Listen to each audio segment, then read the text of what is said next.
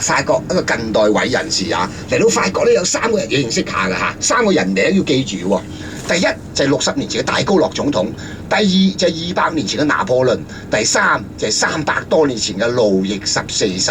呢係3個近代偉人士啊，貢獻不少啊。咁啊偉人咧100年出一個啫嚇。咁戴高樂咧講到佢咧又遷責佢啦，佢係中國朋友嚟嘅喎。點解啊？1964年咧就佢承認我哋中華人民共和國。回想當年咧，美國封鎖我哋中國㗎，大陸都唔出美國好似笛啊，知唔知啊？擺脱美國控制，就承認個中華人民共和國嚇。咁講到法國同中國有好有淵源嘅，點解咧？因為近呢100年咧嚇，我哋兩個即係兩個領導人嗰個偉人咧，觀點與角度啦嚇，呢個周恩來、鄧小平咧都嚟法國蒲過㗎喺法國學咗詩咧，學咗呢個共產主義啊。原來共產主義咧喺法國以前好流行㗎。原來以前咧1994年之前咧，法國共產黨投票咧係佔咗30%㗎。所以以前共產主義法國好流行好流行。好啦，呢條大馬路就香榭麗舍大道啦，團友們睇睇，哇聞名全世界嘅香榭麗舍大道，法文名稱叫做 Champs-Élysées。所以普通話翻譯佢係香榭麗舍大道，廣東話就係香榭麗舍大道啦就係拿破崙嘅傑作哇！200年前嘅康莊大道，團友們欣賞下路面啲石頭。咁圓滑嘅石頭喺度鋪喺路面嚟，真係幾巴閉。唔好忘記咧，100多年前咧，歐洲通常啲路咩都係泥濘之道、爛石頭路。哇！200年前巴黎有條咁嘅大馬路咧，幾架勢所以條大馬路咧，以前啲紳士淑女出嚟散步嘅地方香榭麗舍大道。咁分2橛嘅一橛咧就林蔭兩道。嗱，嗰條去睇睇啦因為歐洲好多樹木啦，即係我哋都市人就唔係好明嘅呢啲咩樹，嗰啲咩樹嗱，喺兩旁呢啲就係法國佬嘅梧桐樹。光禿啲樹身呢啲淺色呢啲就梧桐樹英文叫做 plane tree 法文叫做 platane 呢啲樹咧，去到上海淮海路咧有幾棵㗎去到杭州好鬼多添㗎。就呢啲法國啲梧桐樹啦咁邊個傳邊個都好難講。有啲人話中國傳過嚟法國，有啲人法國傳俾中國㗎。大家慢慢講啦。總之係幾襟生㗎。咁講到呢度咧，樹咧香港周時啲樹冧嚇死人咧，巴黎就冇嘅。點解？因為啲樹咧原來係巴黎市政府嘅財富嚟嘅，生得咁粗咁大咧就斬咗去賣嘅，知唔知有人管理嘅，知唔知所以咧樹係財富嚟嘅。其實咧香港政府都有研究下，真係一橛穿過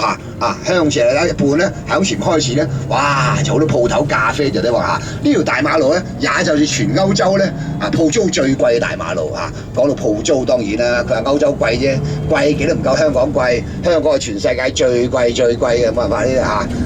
不過講到鋪租咧，仲有一樣又得意喎，就係咧右邊啲鋪租咧，佢係左邊嘅喎。點解咧？因為右邊咧多太陽。原來歐洲人注視太陽，知唔知有時為正唱英文歌，大家唱過啦。You are my sunshine 你係我嘅太陽。點解啲歐洲人咁中意太陽咧？咁重視咧？因為太陽罕有之物知唔知由朝到晚，一年到晚都雲密布冇太陽有太陽啲人好開心，就係曬太陽咯。有時為正啲鬼婆攻入日光浴係嘛左手邊紅色任何一間咖啡座餐廳咧係開24小時嘅。原來呢個桑斯里斯咧就巴黎嘅不夜天由一年到晚啲咁一朝由朝到晚咁熱鬧嘅咁點解咁熱鬧咧？有原因嘅因為咧歐洲人咧佢嘅城市發展係平面發展好多人住喺郊外嘅喺郊外啲小城市咧，一到夜晚8點鐘咧就乜鬼都閂晒門冇嘢睇㗎啦所以到到 weekend 嘅時候咧，好多鄉下人即啲郊外人咧為咗要揾啲熱鬧氣氛咧，就走出嚟呢度咧搭地鐵搭快車開車走出嚟喺度蒲下飲下咖啡去下 disco 咁就呢度嚟啦所以條大馬路咧都一個 weekend 咧就人山人海嘅因為歐洲其實講到咧，歐洲生活真係苦悶嘅。大家行唔到地方啦好多地方去到夜晚咧8點鐘就乜鬼都閂晒，知唔知路邊冇人行嘅，知唔知所以啲人係好奇怪，唔見慣人中意見人，見得人多想避世，知唔知係嘛歐洲人就見得人少，所以咧佢中意即係趁熱鬧，知唔知就出去蒲咯，就呢度嚟咯，香榭麗舍大道啦呢條大馬路好重要嘅。點解咧？因為咧法國國慶咧7月14號咧就好似舉行閱兵典禮地方喂，7月14號法國國慶喎，知唔知但係唔好忘記7月14號香港咩節鬼節啊所以好易記啫。法國國慶係鬼節，7月14嚇。右手邊嘅藍色門呢間嘢咧咩嚟嘅咧？間 disco 嚟㗎，好出名㗎。The Queen 啊，呢間嘢原來咧以前咧係啲屁哥 disco 嚟嘅，同性戀 disco 嚟㗎，啲女人唔準入㗎。但係而家生意唔好咧，啲女人都可以入得去嚟㗎嚇。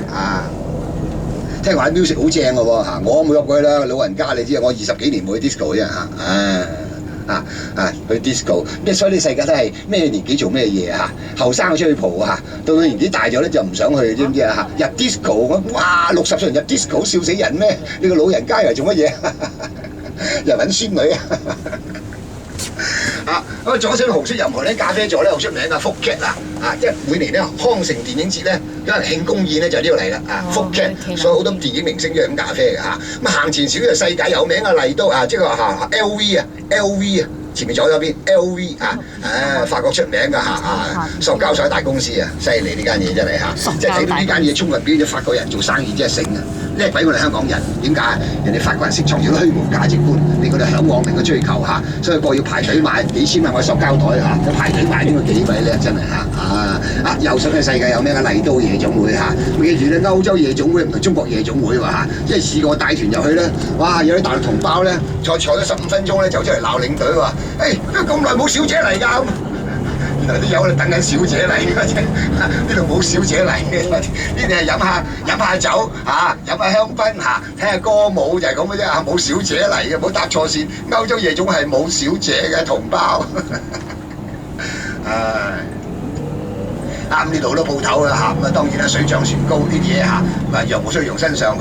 鋪租咁貴，啲嘢貴翻少少啦，所以買嘢唔使度買啦，買嘢咪買咧去百貨公司，點解咧？平貴都有仲有好方便搞退稅方便，知唔知當然嚟到法國對唔住啦，買平嘢就唔好嚟啦，點解？歐洲平嘢冇好嘢冇平，有原因好自然啦人工咁貴，稅務咁高，啲嘢點會平啊？平嘢唔使講係 Made in China 啫所以唔使諗，知唔知嚟法國買呢啲唔等使嘢，買啲貴價嘢，知唔知聽講咧貴價嘢咧平貴過香港嘅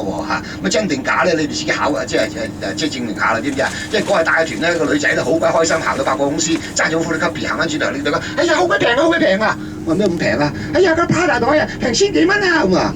哇！好在咧係個團友嚟，如果唔係我以為佢做妹添，喺百貨公司做妹，知唔知所以平貴，你自己睇下啦就開心下咯，係嘛？好啦，向前望凱旋門，因為男女傑作，幾日歌謠自己本人嘅豐功偉績嘅凱旋門拱門之下咧，地下上面好多人圍住睇個門長明火咧，一個無名英雄墓啦紀念抵大死嘅無名士兵咪左邊嗰雕一品咧代表凱旋，右邊咧代表保護國家有內圍寫咗500多個人名，就紀念法國人最重啲將軍名士跟住轉過另一邊咧有兩堆德文，一堆係戰爭就和平，戰爭與和平咁凱旋門記住冇前後門㗎，知唔知有團友問：哎呀邊度前門後門冇啦，知唔知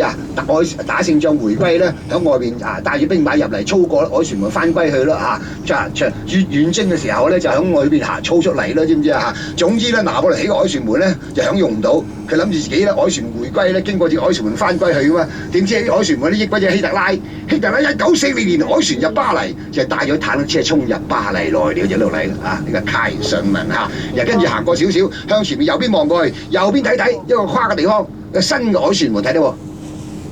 前面右邊盡頭嗰度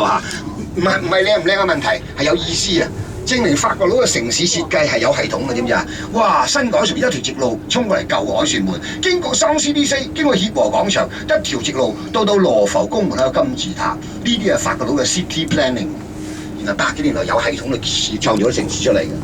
100幾年前真係幾鬼聰明嘅法國佬，真係難怪咧當時可以縱橫四海為所欲為，知唔知不過亦有原因嘅。100幾年前對唔住啦，以事論事歐洲人已經坐緊火輪船啦。100幾年前我哋中國佬坐緊乜嘢？坐緊大眼雞嘅所以點解喺上海有法租界？點解廣州都有法租界咧？就有原因嘅。廣州法租界邊度團友們記唔記得唔記得。記唔記得唔記得唔記得沙面都係法國佬地盤嘅，所以當時有啲兵強馬壯，所以國家有強盛國勢興盛嘅人民矜貴國勢衰弱就人民卑賤，就咁嚟，知唔知所以咧愛國咧一必然嘅，知唔知自己個國家唔愛邊個國家啫，係嘛但係賣國唔使個槍斃，肯定嘅，全世界都有法例，知唔知係嘛所以大家都求神拜佛，希望中國好啊！你哋贊唔贊成啊？團友喎？贊成。你唔想國家好咩？係嘛？國家行出嚟威啲啊，係嘛？嗰個毛澤東搞咗兩粒原子彈之後咧，全世界都對我哋另即係刮目相看，知唔知啊？